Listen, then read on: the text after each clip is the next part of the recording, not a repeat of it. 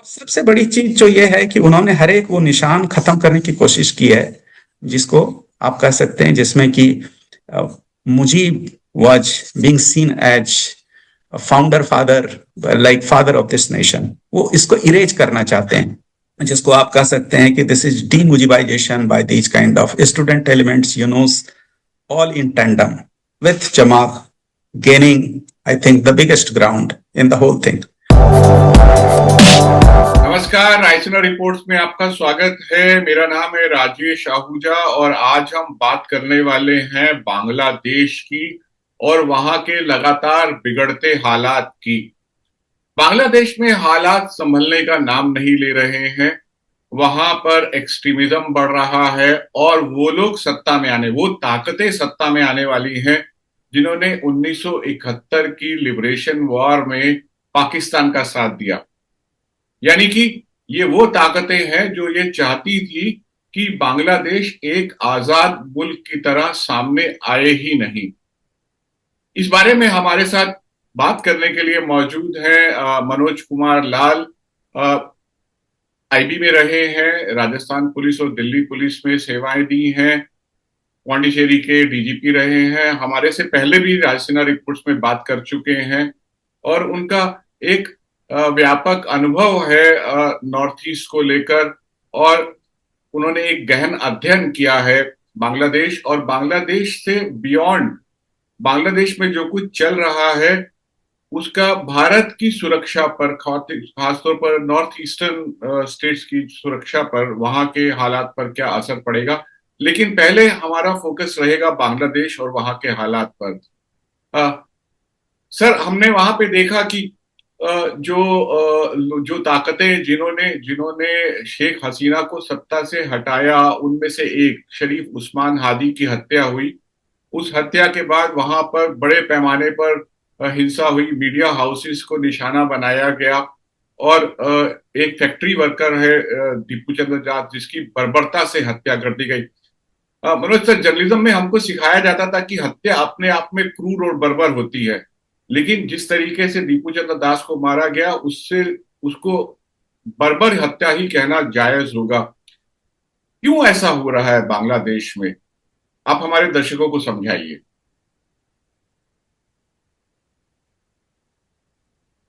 बांग्लादेश जब 1971 में बना, वो फोर्सेस सामने आए जिन्होंने टू नेशन थ्योरी को निगेट किया, जिन्होंने ये भी निगेट किया कि religion could be the sole basis of creation of a nation. क्योंकि शेख मुजीबुर रहमान का जो उदय हुआ था वो एक प्रकार से, जिसको कह सकते हैं कि linguistic identity of a community who were aspiring to have their own autonomy and who wanted to assert that they should look after themselves and they should not be second fiddle to their Western Pakistan at that time. तो सबसे पहले जो precursor था Bangladesh formation का, वो हमको याद रखना चाहिए, कभी भूलना नहीं चाहिए। वो था ढाका यूनिवर्सिटी का बांग्ला लैंग्वेज को लेकर के जो एक आइडेंटिटी बनी थी कि we are Bangla first, Bangla speaking first and then we are Pakistani. और ये एक जो भावना बनी और जिसने कि नेशनल एस्पिरेशन का रूप अख्तियार किया, और जब मुजीबुर रहमान वो इलेक्शन में जीते और उनको डिनाई किया गया उस समय पावर का, तो वो एक कह सकते हैं कि वो एक ऐसी आग थी जिसके चलते जो एक मूवमेंट चला जिसको लिबरेशन मूवमेंट कहते हैं, और उस लिबरेशन मूवमेंट को कुचलने के लिए न सिर्फ पाकिस्तान की आर्मी थी बल्कि पाकिस्तान के समय, उस समय एक बहुत बड़ा एक रिलीजियस ग्रुप था जो जीनोसाइड का बहुत बड़ा हिस्सा, कहना चाहिए अहम हिस्सा था, जमायत इस्लामी पाकिस्तान। बिना जमायत इस्लामी और जो एक बंगाली आइडेंटिटी है उसको समझे बिना हम ये नहीं समझ पाएंगे कि ये सारी ताकतें बांग्लादेश में since the Inception of Bangladesh कैसे एक तरीके से एक दूसरे के काउंटर में चल रही हैं। तो शेख मुजीबुर रहमान की हत्या होती है, असैसिनेशन होता है, डिस्पाइट उनको ये बताने के बावजूद भारतीय सूत्रों ने, जो उस समय की सिक्योरिटी एजेंसीज थी, उन्होंने उनको आगाह किया था। बट उनका ये मानना था कि मैं लोगों का नेता हूं, मैं आवाम का नेता हूं, I M A mass leader, तो मेरी रक्षा जनता करेगी। बट ऐसा कुछ हुआ नहीं। और जो एक फैनेटिक एलिमेंट था with in the army itself, driven by religious sentiment, उनको ये लगा कि बांग्लादेश सेक्युलर कैसे हो सकता है, ये प्रो इंडिया कैसे हो सकता है। और उस समय जब बंग बंधु कहा गया, और एक आप देखेंगे कि 1970 और 71 के बीच में जो एक बहुत ही फोर्सफुल सेंटिमेंट था, वो था बांग्लादेश और हिंदुस्तान की भाईचारे का, जो बहुत दिनों तक रहा। और उसके जड़ में है मुक्ति योद्धा, जो लिबरेशन वार में जो शामिल हुए, एक बहुत बड़ा तबका था। और वो बंगाली आइडेंटिटी को ज्यादा मानते थे। इसको मैंने अपनी आंखों से देखा जब श्री प्रणब मुखर्जी, डॉक्टर प्रणब मुखर्जी जब राष्ट्रपति थे और उनका बांग्लादेश का दौरा हुआ 2013 में, तो उस समय उनको ना सिर्फ भारत का राष्ट्रपति माना गया, बल्कि उन लोगों ने, जो लोग सड़कों पर आए उनको स्वागत करने के लिए, उनका ये कहना था he is the tallest Bengali leader. और उनकी जो सभा हुई थी ढाका यूनिवर्सिटी में, मुझे अभी तक याद है, वन ऑफ द लार्जेस्ट। और ये मानना मेरा होगा, जो मैंने ऑब्जर्व किया वहां पर उस समय का, कि they were not listening to a president coming from India, but they were listening to the one of the wisest Bengali leader. And जो एक बोनहोमी थी, that was very much on the surface. लेकिन उसका अंडर करंट भी था उस समय। एक छोटा सा विस्फोट किया था उस समय, जो छात्र शिविर जिसको हम कहते हैं, जो जमाते इस्लामी का स्टूडेंट विंग है, उन्होंने एक तरह से अपने प्रेजेंस को बताने के लिए, जिस होटल में डॉक्टर मुखर्जी ठहरे थे, वहीं से करीब 200 मीटर दूर पर उन्होंने एक छोटा पटाखा छोड़ा था, ये बताने के लिए कि हम उसका विरोध करते हैं। और उसका बहुत ही विरोध किया गया था उस समय ढाका में। कहने का ये मतलब है कि 1971 के बाद जब सत्ता परिवर्तन वहां होता है, एक राष्ट्र का उदय होता है जिसमें बंगाली आइडेंटिटी प्रमुख होती है, it was the main driving force, वो विद इन 3-4 ईयर्स एक्लिप्स होता है। और वहां पर एक ऐसे पावर सेंटर का उदय होता है, जियाउर रहमान के फॉर्म में जनरल जियाउर रहमान, जो सिस्टमेटिक इस्लामाइजेशन करते हैं पूरे बांग्लादेश का, पर्टिकुलरली रूरल एरियाज में, by opening मदरसाज, promoting Panchayati system based on non party elections. और उसमें प्रमुखता दी जाती है कि मैं इसमें एक सवाल जोड़ना चाहूंगा। आप जमाते इस्लामी पाकिस्तान की बात कर रहे थे, जिसको अब हम जो बांग्लादेश वाला हिस्सा है उसको जानते हैं। जमाते इस्लामी का पूरा रोल पाकिस्तान, प्रो पाकिस्तान रहा। एक तरफ मुक्ति वाहिनी थी और एक तरफ शांति वाहिनी थी, जिन्होंने वहां पर ना कि वहां के जो बुद्धिजीवी वर्ग है उन पर हमले किए, उनकी हत्याएं की, वहां महिलाओं को किडनैप करके उनको पाकिस्तानी आर्मी कैंप्स में भेजा गया। 2 से 4 लाख महिलाओं की ऐसी संख्या बताई जाती है, जो कि बाद में कभी रिहैबिलिटेट पूरी तरीके से नहीं हो पाई। आप जियाउर रहमान की बात कर रहे थे, तो ये तमाम जमाते इस्लामी के नेता जो हैं ये भाग गए थे, पाकिस्तान भाग गए थे। और जब जियाउर रहमान सत्ता में आए मुजीबुर रहमान की हत्या के बाद, तो उनको भी रिहैबिलिटेट कर दिया जियाउर रहमान ने। जी हाँ, बैन उठाया गया। और ये कहना कि कुछ प्रमुख लीडर उनके भाग गए थे, उससे जमायते इस्लामी का तबका खत्म हो गया, ये कहना जायज नहीं होगा। क्योंकि Jamaate Islami is basically mosque and madrasa based organization. उनका जो बेसिक स्ट्रेंथ है, जब वो अपना मदरसा, आज की तारीख में जमायते इस्लामी का लगभग 2 लाख मदरसा मानते हैं क्रूडली, और एक और संस्था है हिफाजत इस्लामी जिसका 2 लाख मदरसा मानते हैं। ये 4 लाख मदरसे वहां पर हैं, जो कि पहली कक्षा से लेकर के 12वीं कक्षा, और उनके कॉलेजेस भी हैं, कॉलेज में भी पढ़ाई होती है। ये लगभग 60-70% लोगों को एजुकेट करते हैं, और इनकी संख्या रूरल एरियाज में बहुत ज्यादा है। और 2017-18 के आसपास हसीना बहुत ज्यादा प्रेशर में थी। एक तरफ रोहिंग्या का इशू था, जमात को उनको समझ में नहीं आ रहा था कि हम कैसे करेंगे, फंडामेंटलिज्म बढ़ रहा था।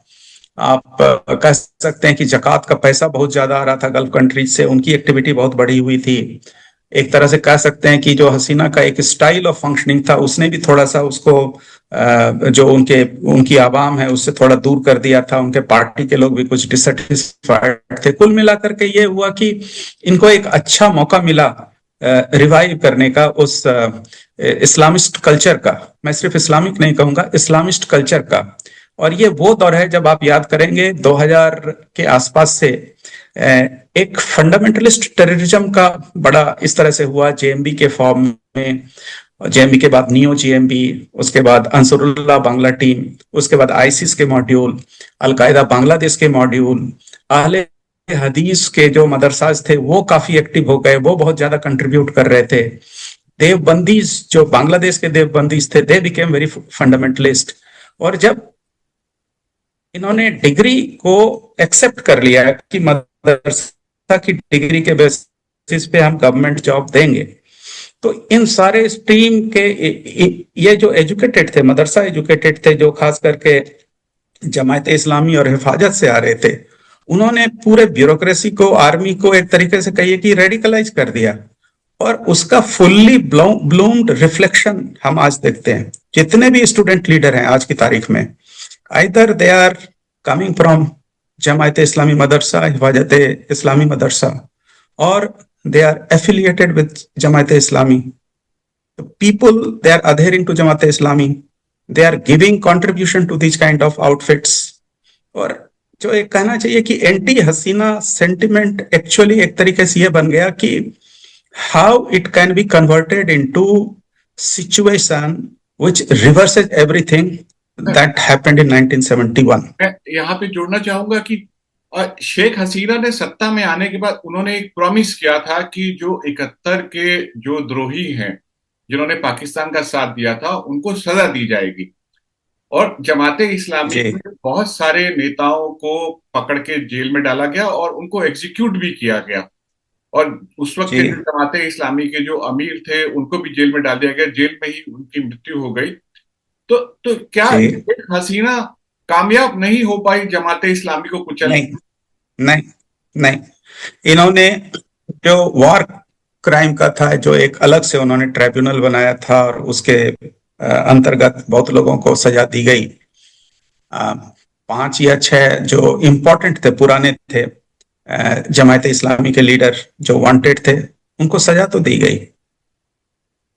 देखिए क्या होता है 2017, 18, 19 के बीच में जो लोग जमायत इस्लामी के लोग ये मान रहे थे कि हमें सजा हो सकती है या गवर्नमेंट हमारे ऊपर एक्शन ले सकती है, पुलिस उस समय बहुत ज्यादा एक्टिव थी। चार्जेज ये लगे हैं कि उनका टॉर्चर बहुत होता था, पुलिस कस्टडी में बिना बताए बहुत दिनों तक रखा जाता था, और पता नहीं कितने गुप्त कैनाल उन्होंने सुरंग बनाई थी, जगह बनाई थी, बहुत सारी चीजों का वो एक्यूजेशन है। तो एक बड़ा तबका, they started penetrating into BNP, they also started penetrating to other kind of this thing. जिस समय आप देखते हैं कि स्टूडेंट एजिटेशन होता है इस मसले पर कि हम मुक्ति योद्धा को रिजर्वेशन देंगे गवर्नमेंट जॉब में, उस समय से खिलाफत होती है। ये तकरीबन 2023 के आसपास की बात है, 22-23 के आसपास की बात है। तो उस समय हसीना ने उसको रिवर्स भी किया था कि ठीक है हम इसको वापस लेते हैं। बट प्रोबेबली जिसको कहते हैं ना कि जो एक आग थी वो लग चुकी थी और उनको ये लगा था कि अब हमको हसीना को हटाना है। देखिए अभी आप सिर्फ फंडामेंटलिस्ट फोर्सेज की बात कर रहे हैं। पूरे बंगाल के क्रिएशन में there were 2 super powers antagonistic to each other. उस समय यूएसएसआर था, जो आज रशिया जिसको मानते हैं, और यूएस था। US never liked either Sheikh Mujibur Rahman और शेख हसीना। बहुत लोग अवामी लीग में ये मानते हैं कि शेख मुजीबुर रहमान के असैसिनेशन के पीछे प्रोबेबली कुछ एलिमेंट्स थे with in the US establishment, US dispensation, उनका हाथ रहा होगा, वो एक्यूज करते हैं। प्लस वो ये भी एक्यूज करते हैं कि पूरा यूनुस को जो प्रॉप अप किया गया as that kind of economist, that kind of peace maker, that kind of development man, etc. It was all at the behest of US forces. इस बार उनका सत्ता में भी आना ये मानते हैं कि ये यूएस का था. That means US anyhow directly, indirectly, not directly, indirectly, yes, was involved in this regime change. मैं ऐसा इसमें अपने दर्शकों को बताना चाहूंगा कि जब बांग्लादेश से शरणार्थी आने शुरू हुए 1971 की लिबरेशन वॉर से पहले, तो इंदिरा गांधी उस वक्त की प्रधानमंत्री जो हैं, वो पूरी दुनिया में मदद मांगने के लिए और इस पूरे मुद्दे को हाईलाइट करने के लिए वो पूरी दुनिया में बड़े बड़े नेताओं के, बड़े मुल्कों के उस वक्त उनके पास गई. और उस वक्त अमेरिका के राष्ट्रपति रिचर्ड निक्सन थे. ये एक रिपोर्टेड फैक्ट है कि जब इंदिरा गांधी रिचर्ड निक्सन से मिलने गई तो निक्सन ने उनको करीब करीब 35 से 40 मिनट तक इंतजार करवाया, जिसका इंदिरा गांधी ने बहुत बुरा माना. और उसके बाद इंदिरा गांधी उस मीटिंग में अंदर गई तो इंदिरा गांधी ने वहां पर तमाम मुद्दों पर अमेरिका से, भारत के संबंधों में बात किया, लेकिन उन्होंने पाकिस्तान और पाकिस्तान के बांग्लादेश में अत्याचारों के बारे में बात ही नहीं किया. उन्होंने कहा कि उन्होंने अमेरिका से अपनी उम्मीद जो है पूरी की पूरी हटा ली. और उसी के बाद जो है यूएसएसआर के साथ एक दोस्ती की संधि की गई, जिसमें ये कहा गया कि म्यूचुअल डिफेंस पैक्ट जो है उसमें ये किया गया, क्योंकि इंदिरा गांधी को समझ में आ गया था कि अमेरिका जो है इस मामले में भारत की कोई सुनवाई नहीं करने वाला और 2 सुपर पावर में से एक सुपर पावर हमारे खिलाफ थी. तो आप जो बात कह रहे हैं कि शेख मुजीबुर रहमान को अमेरिका ने कभी पसंद नहीं किया, तो मुझे लगता है कि वो क्योंकि इंदिरा गांधी अमेरिका की सहमति, मंजूरी और नाराजगी के बावजूद मुजीबुर रहमान को सत्ता में लाने में कामयाब हो गई थी, तो इसमें कोई बड़ी बात नहीं है कि अमेरिका ने इसका बदला चुकाया हो. जो जियो पॉलिटिक्स है टोटल इंडियन सब कॉन्टिनेंट का, वेस्टर्न पावर्स जो हैं, they are quite concerned, very apprehensive of the rise of Asia. Now rise of Asia has taken place already and China is there. Entire Europe and entire America, including Canada and other countries, they are seeing that their power grip on the world is slowly sliding down. यदि India भी उसी तरह का economic power और military power बनता है तो आने वाले 3 से 4 दशक में उन लोगों को अपनी वो जगह लेनी पड़ेगी जिसको शायद वो नहीं चाहते हैं, क्योंकि that will be complete annihilation of their hegemony. What I see in the entire development since 2024, ouster of Hasina and coming the elements, not only anti-Hasina but pro-US, pro-China and pro-Pakistan. It's basically containment theory of India. आप operation Sindoor से लेकर के अभी तक यदि देखते हैं कि how systematically Pakistan has been strengthened in terms of weapon and they have been given bail by IMF and other kind of जो उनको बोरोइंग होती है, इंटरनेशनल बोरोइंग होती है, जो एक फाइनेंशियल लाइन है, वो उनको दे करके किस तरह से प्रॉप अप किया गया है. अभी उनको इन्होंने F-35 भी देने की पेशकश की है, वो भी शायद डील हो चुकी है. Pakistan and America are again coming closer and whatever are the postures of the US president towards India, that doesn't augur very well from our western side. Similar kind of happening are happening on the Bangladesh side. And Bangladesh side is trying to leverage both China and US. So if you see the entire Himalayan region, the north of Himalaya, the west of Himalaya and the eastern part of Himalaya from this side today, the entire geopolitics with these kind of developments have changed. The elements in Bangladesh are nothing but extension of Pakistani establishment today. Jamaat इस्लामी का यदि आप origin देखेंगे, पहले जब United India था, Pakistan, Bangladesh, India सारे जब एक पार्ट थे, even Kashmir was part of it, there was single Jamaat-e-Islami in 1942. With creation of Pakistan, Jamaat-e-Islami Pakistan goes there, Maududi goes there, the founder of Jamaat-e-Islami. और उनका जो है वो ईस्ट पाकिस्तान को, उस समय जो ईस्ट बंगाल था ईस्ट पाकिस्तान हो जाता है, वहां भी जमायत-ए-इस्लामी था, और इंडिया में जमायत-ए-हिंद होता है। जम्मू कश्मीर को उन्होंने डिस्प्यूटेड टेरिटरी कह के वहां पे एक अलग शाखा खोली जिसका नाम जमायत-ए-इस्लामी जम्मू कश्मीर रखा। Jamaat-e-Islami Hind, very interestingly, they maintain a posture of secularism. They demand secularism in India, where the Muslim population is roughly around 20% or less, barring some of the states like Kerala and Bengal, and Assam, where the population is roughly around 30%. In Jammu Kashmir, in Pakistan, and now in Bangladesh, Jamaat-e-Islami is demanding for Sharia, and they are basically fully into establishing the Islamic State.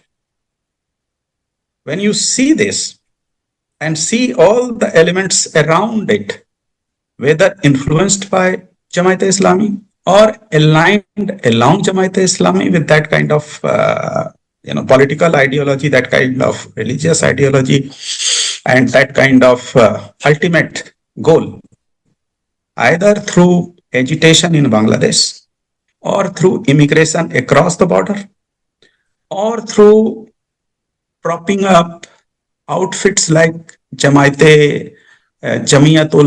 Mujahideen Bangladesh, that is JMB, Neo GMB, उससे पहले हुजी Bangladesh, even Al-Badr, जब ये पूरा सारा चीज देखते हैं, it is going according to the plan. And both China and US, they want to play it. Otherwise, there is no reason why they should tolerate these terrorist elements. How Jamaat-e-Islami, how you can lift ban? आप ये पूरा यूनुस का character देखिए कि what kind of character Yunus has played in the entire episode. He comes as a development man. He comes as a reformist. What he does, कि जितने लोग jail में उनको रिहा कर दो, without any trial, without any kind of evidence. जितने भी तरह के बैन हैं उनको आप लिफ्ट कर लीजिए। जो हिंदुस्तान की हिमायत करता है उसको आप डेसिमेट कर दीजिए। टुडे अवामी लीग जो है उस पर बैन है। क्यों बैन है? इसको कहां से जस्टिफाई कर रहे हैं? तो उन्होंने एक वैक्यूम क्रिएट किया, पहले पॉलिटिकल वैक्यूम। आते ही सबसे पहला काम था कि create a political vacuum where the presence of any element who could be friendly with India is completely eclipsed. They are decimated, they are forced to leave the country, or they are jailed. Now that space is being occupied by all those forces which were highly active at behest of the then Western Pakistan, who did that kind of genocide and who want to establish Sharia law. Sir, and they are supported by world powers. Sir, मैं यहाँ पे सवाल पूछना चाहूंगा आपसे। जियाउर रहमान, जिन्होंने जमाते इस्लामी का revival करवाया बांग्लादेश में, उनकी पत्नी बेगम खालिदा जिया, यस, उनके बेटे तारिक रहमान, जो पिछले 18 साल से लंदन में बैठे हुए थे, जी हाँ, अब वो 25 दिसंबर को बांग्लादेश वापिस आ रहे हैं। जी हाँ, और क्योंकि बेगम खालिदा जिया की जो तबीयत बहुत नासाज है और वेंटिलेटर पे भी रही हैं और उनकी हालत में कुछ ज्यादा सुधार नहीं हो रहा है, स्टेबल हैं, लेकिन फिर भी जो हमने लेटेस्ट खबर पढ़ी है कि उनके लिए नॉमिनेशन पेपर लिए गए हैं, इलेक्शन लड़ेंगी वो, और तारिक रहमान भी इलेक्शन लड़ेंगे। ऐसा माना जा रहा है कि तारिक रहमान जो है वो पीएम इन वेटिंग हुए, जो कि आप पॉलिटिकल वैक्यूम की जिस बात को कर रहे थे। मेरा सवाल आपसे ये है कि ये जो पॉलिटिकल वैक्यूम शेख हसीना के हटने के बाद, उनकी पार्टी को बैन करने के बाद जो क्रिएट हुआ है, उसमें उस वैक्यूम को फिल करने में बीएनपी, तारिक रहमान मेजॉरिटी में रहेंगे या जमाते इस्लामी का कितना बड़ा हिस्सा वहां पे आएगा? This is $1 million question.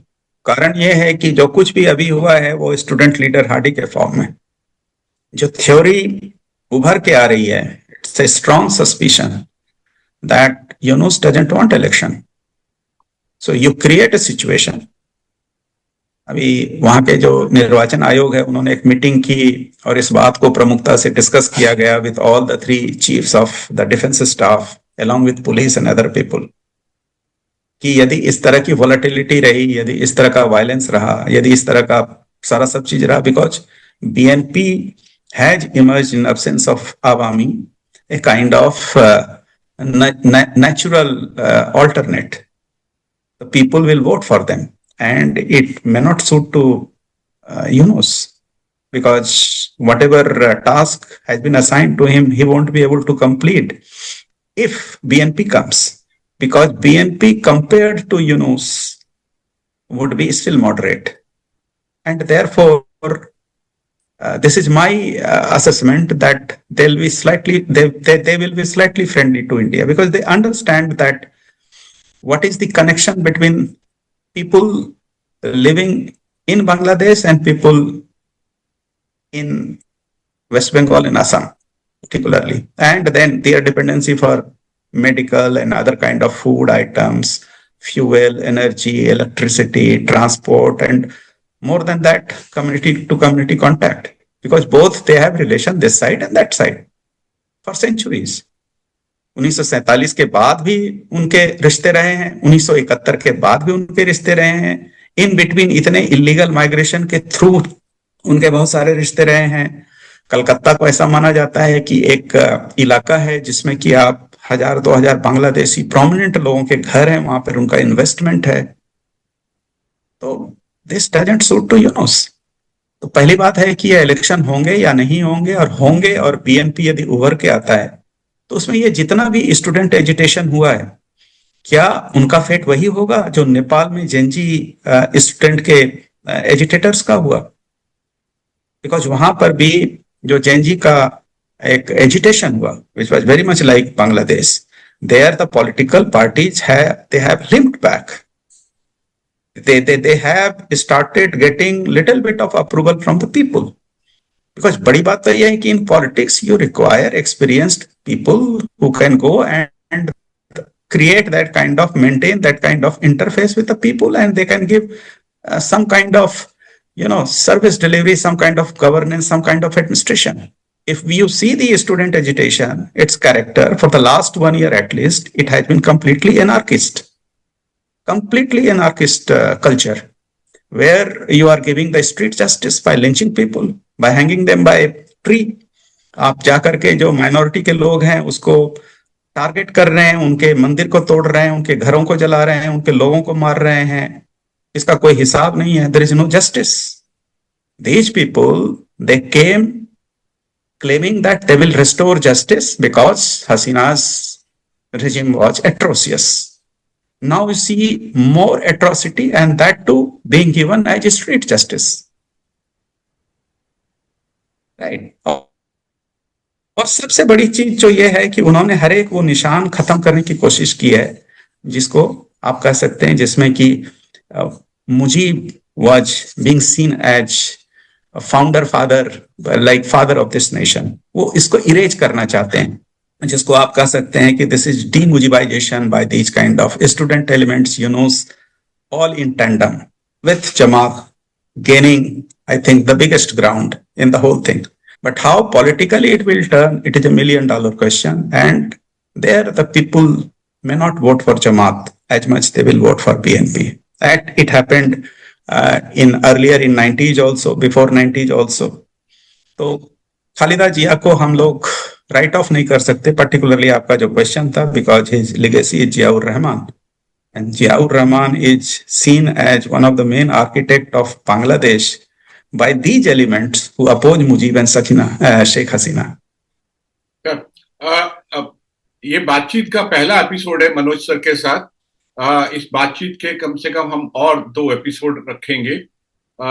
अभी तक हमने बात किया जो प्रो पाकिस्तानी ताकतों के उदय के बांग्लादेश में शेख हसीना के हटने के बाद वहां के पॉलिटिकल वैक्यूम के लिए, जो शेख हसीना के हटने के बाद पॉलिटिकल वैक्यूम क्रिएट हुआ, उसको कौन सी ताकतें भरने की? क्रिएट हुआ नहीं, क्रिएट किया गया। क्रिएट किया गया जी। हाँ, she was forced, and then character of the army, See, the character of army, they also were forced by external forces to remain silent. They have not come on the street. They have not taken the center stage. It was case of emergency.